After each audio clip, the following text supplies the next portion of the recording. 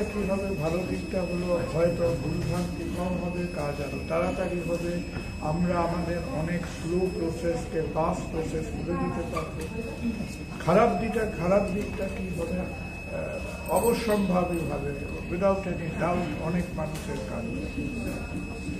সুতরাং যে কোনো কাজ আজকে আমরা করছি, যে কাজটা করার আগে বা এখন যাদের ধরো 20 থেকে 30 বছর বয়স, তাদের অত্যন্ত সিরিয়াসলি ভাবতে হবে যে সেটা তুমি ডাক্তার হও, আর্টিস্ট হও, কথা বলো, লয়ার হও, যাই করো না কেন। আজকে আমাদের কম্পিটিটর হচ্ছে যে digital mobile technology with us. Anything যেটা আমিও করতে পারি এবং সেও করতে পারে, it will move to the technology area. সুতরাং আমাদের হয় এই কাজগুলো আরও ভালোভাবে করতে হবে, আরও নতুনভাবে করতে হবে, অর্থাৎ মানুষকে একটা পার্টিকুলার কাজ করার প্রয়োজনীয়তা। সুতরাং ডাক্তারিতে সবাই একটা প্রশ্ন ভয়ে ভয়ে মনে মনে ঘুরে বেড়াচ্ছে যে এই এআইয়ের জমানায় ডাক্তারদের কাজ যাবে কিনা। এক কথা বলতে গেলে অবশ্যই যাবে, কিছু নতুন ধরনের কাজ হবে। যে বসে বসে আজকে এক্সরে ছবি দেখে তার কাজটা যাবে, তাকে হয়তো কী করতে হবে, এখন সে হয়তো দিনে 50টা এক্সরে রিপোর্ট করে, তার সামনে হয়তো 500টা এআই রিপোর্টের এক্সরে আসবে, তাকে সেগুলো স্ক্যান করে দেখতে হবে, সেই রিপোর্টগুলো। তো আমরা যদি নিজেদের সেই ছেলেগুলোরও কথাবার্তা বলি যে we will not face employment বা জব চ্যালেঞ্জেস, সেই কথাটা ভুল। আর সেই চ্যালেঞ্জের সামনে দাঁড়ানোর একমাত্র উপায় হচ্ছে get better in what you are doing.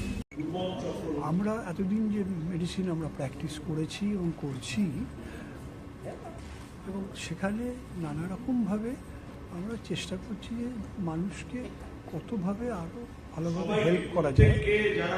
Not only medicine, তাদের মেডিকেল ফিল্ড যা আছে, ইনভেস্টিগেশন থেকে শুরু করে সমস্ত কিছু নিয়ে যদি আমরা আরও বেশি তাড়াতাড়ি তাদেরকে রিপোর্ট। আগেকার দিনে কী ছিল, আজকে একটা এক্সরে করলেন, কালকের আগে রিপোর্ট পাবেন না, আজকে একটা ব্লাড টেস্ট করলেন, কালকের আগে রিপোর্ট পাবেন না। এখন এগুলো কয়েক ঘন্টার মধ্যে সমস্ত হয়ে গেছে। সমস্ত কয়েক ঘন্টার মধ্যে আপনি সকাল 8টায় খালি পেটে ব্লাড দিলেন, সকাল 10টা থেকে 11টার মধ্যে সমস্ত রিপোর্ট পেয়ে যাবেন, আপনার টেবিলে এসে যাবে সে পেশেন্টের সমস্ত কিছু। এবং শুধু তাই না, এটা blood X-ray, any investigation, medical ইনভেস্টিগেশনের এতে আমরা আরও তাড়াতাড়ি যদি আমরা ডায়াগনোসিস করে একটা যদি হেল্প করতে পারি পেশেন্টকে, তাহলে আমাদের টাইম লিমিটটাও পেশেন্টের জন্য অনেক কমে যাচ্ছে। মেডিকেল নলেজটা আমরা এআই করে আরও অনেক ভালোভাবে আমরা মডার্নাইজ করে ফেলতে পারি, যেখানে আমরা আমাদের ঘরে বসে পেশেন্টদেরকে বলতে পারি, পেশেন্টদেরকে আপনাকে আসতে হবে না, আমরা ডাইরেক্টলি আপনার সাথে কথা বলছি, আপনার সাথে কথা বললে আপনার রিপোর্ট নিয়ে আপনি। কিন্তু এটা ঠিক যে এআইয়ের তো অনেক কিছু আবার নেগেটিভ পয়েন্টসও আছে, সেইটাকে আমাদের আগে জানতে হবে। এখনকার যারা স্টুডেন্ট যারা তৈরি হচ্ছে, যারা পড়ছে বা যারা পোস্ট গ্র্যাজুয়েশন করছে বা এতে আসছে, তারা তো এআই প্রচুর হেল্প নিচ্ছে, চ্যাটবক্সের হেল্প নিচ্ছে, তাতে যেন সব কিছু থাকে। কিন্তু যেটা আমাদের মেন জিনিস সেটা হচ্ছে কি না, পেশেন্টের প্রতি ক্লিনিক্যাল আই যেটা, সেইটা যেন নষ্ট না হয়। তোমাকে দেখতে হবে যে পেশেন্ট হেঁটে আসছে কীভাবে, বা পেশেন্ট হেঁটে এসে বসলো কীভাবে। তো ক্লিনিক্যাল আইটা তোমাকে জানতে হবে যে এর এই জিনিসটা হতে পারে, ওর ওই জিনিসটা নাও হতে পারে, এটা হতে পারে। যেটা আমরা শুনেছি আমি ডক্টর বিধান রায় নাম করা, আপনারা জানেন, সবাই পরিচিত যশা, এবং আমাদের চিফ মিনিস্টারও ছিলেন। উনি শুনেছি যে পেশেন্ট দেখতে গেছেন, সিঁড়ি দিয়ে উঠছেন দোতলায়, না এর তো জন্ডিস হয়েছে, গন্ধ শুকে শুধু বলে দিলেন, না পেশেন্ট না দেখে সমস্ত কিছু। তারপরে নানা রকমভাবে উনি বা আচ্ছা এর তো কিডনির প্রবলেম, শুধু গন্ধ শুকে চোখে না দেখে। আর যাকে যদি চোখে দেখেন, চোখে দেখে প্লাস পঞ্চেন্দ্রিয় যদি আমরা ইউজ করতে পারি, তাহলে এআই এর থেকেও ভালো আমরা ইউজ করতে পারবো। सर एक और सवाल कि एआई के आने की वजह से इलाज में सहूलत आई है, लेकिन क्या इससे मरीजों का जो फाइनेंशियल जो है बर्डन वो बढ़ेगा, या इलाज महंगा होगा सस्ता होगा, क्या इस पर क्या असर पड़ेगा? মেন থিং আমি যেটা বলতে পারি যে আপাতত এক্সট্রা বার্ডেন কিছু হবে না, হ্যাঁ এই জন্যই তো আমরা বলছি না যে মোর মডার্নাইজ, হ্যাঁ ইনস্ট্রুমেন্টস বা যেগুলো আছে বা মেশিনস যেগুলো আছে তাদের দাম অনেক, এটা ঠিক, কিন্তু আমাদের কাজ হচ্ছে যে রিপোর্টগুলো নিয়ে পেশেন্টের ওপরে কোনো যাতে চাপ না পড়ে। আজকাল একটা হাসপাতালে ঢুকলেই পেশেন্ট ঢুকলো, পেশেন্টের পকেটে হাসপাতাল কর্তৃপক্ষের হাত ঢুকে গেল, সেইটা যাতে আরও অনেক কম হয়, আরও অনেক কম পিরিয়ডে হয়। ধরুন আমাকে বললো যে 7 দিন থাকতে হবে, কেন 7 দিন থাকতে হবে, কী হয়েছে, everything must be, patient must know, আর পেশেন্টের বাড়ির লোক must know what is happening, এবং তারা যা প্রশ্ন করবে কেন 7 দিন থাকতে হবে, কেন 5 দিন নয়, কেন 12 দিন নয়, we are answerable to the patient and patient party. আমরা চাইছি গ্রামেগঞ্জে পৌঁছে দিতে, গ্রামের মধ্যে সেখানে এআই যাবে কী করে, সেখানে তাদের ওখানে সমস্ত ব্যবস্থা করা হবে, ব্যবস্থা করে তারা ওখানে বসে, তাদেরকে কলকাতায় আসতে হবে না, সুন্দরবন থেকে তাদের কলকাতায় আসতে হবে, ওখান থেকে বসে এখানে আমি সমস্ত কিছু অ্যারেঞ্জ, তোমার এই হয়েছে, এবারে তো হ্যাঁ ওখানে যদি হাসপাতাল যদি না থাকে সেটা তো মুশকিল আমার পক্ষে, কিন্তু ওরা কলকাতায় এসে চিকিৎসা করাতে পারে, ওটা ওইদের বিপদ, কিন্তু ডায়াগনোসিসটা আমরা এখান থেকেই করে দিতে পারি।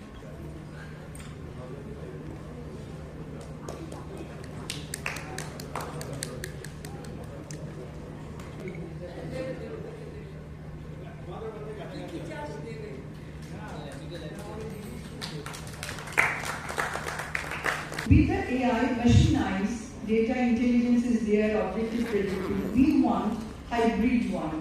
So Dr. Ratha Chatterjee will be there and the machine will be there. Two together will give us much better result.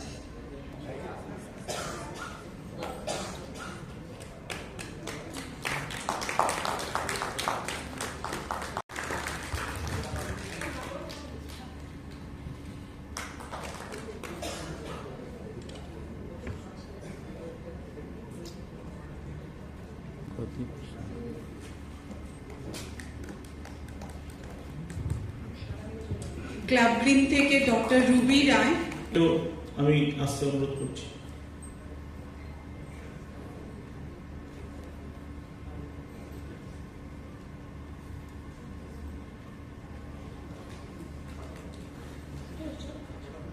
Almost we have gathered a lot of information about artificial intelligence, its history of development, evolution.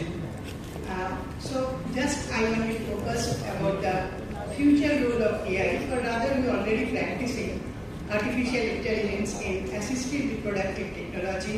Before going into the details, I should highlight a few points about the assisted reproductive technology. You know that in a certain portion of infertile couple, medical and surgical treatment fail to achieve conception.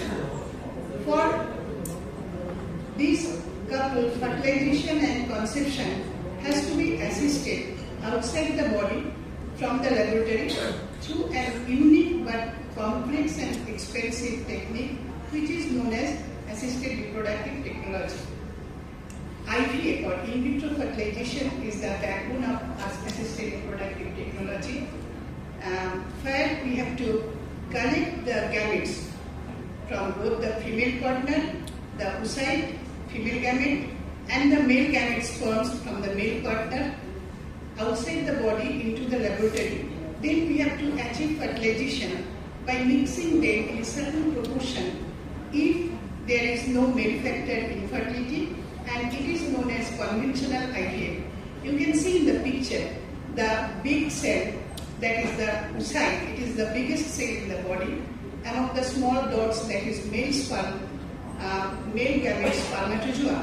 But when there is male factor infertility, such as there is low count of the sperm, poor sperm motility, abnormality in the sperm shed, or there is no sperm at all in the ejaculate, we have to inject one sperm into the cytoplasm of one oocyte, which is known as intracytoplasmic sperm injection. Then we develop the embryo in the laboratory within an equipment known as incubator.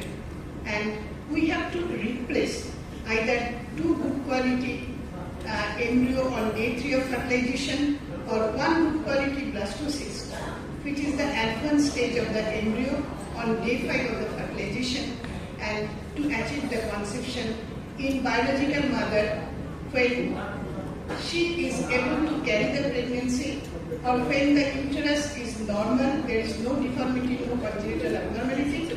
Otherwise, we have to replace the embryos in the surrogate mother to carry the pregnancy. So, artificial intelligence is, without any shadow of doubt, as we all know, transforming the landscape of neurological care and research. You have faster diagnosis, you get to diagnose people in their preclinical and prodromal stages, you can standardize treatment protocols, you can individualize treatment, and perhaps map the progress of diseases as never before. AI technologies, as has been described by my previous speakers, uses two very important component parts: mechanical learning and deep learning. Mechanical learning is a subset of AI, where a system forms an algorithm based on the data that we feed it. So it has data, it analyzes data, and gives you an algorithm. That algorithm could map the progress of a patient, suggest treatment, suggest investigations, and so on. Deep learning is a subset of machine learning, but it uses artificial neural networks, ANNs, which simulates human brain's intelligence and requires a vast amount of data, humongous amount of data. But it's more fine-tuned, it's more precise than machine learning. However, it requires two things: a humongous amount of data and trained technologists to be able to interpret the data that is at our disposal. That data could be a variety of things. It could be medical records, clinical files, genetic information, neuroimaging images, data based on neuroimaging or pathological slides, as Dr. Shah was mentioning. But the more interesting part of machine learning and deep learning more so, is that it can predict algorithms and patterns which will be useful for helping our patients recover from a whole variety of neurological and non-neurological problems. What the evidence actually we have, what is the real-time trend, and what are the futures. We just go through the full session about some innovations, but I just want to share the actual gap. In a rural setting, we are expecting there is no doctor available, no computer available, AI will be there. It is not possible. In there, the ASHA workers in the rural field area, the other grassroots level workers are not available. Where we can bring the AI in there. If we have to bring the AI there, first we need the manpower, we need the GDP hike for the help from the government of India. Otherwise, that AI in healthcare is only a corporate and only a city-centric only. Because it includes the machine learning, deep learning and other things. It is not diagnostics. It is only generative. And generative AI doesn't mean it is any kind of diagnostic.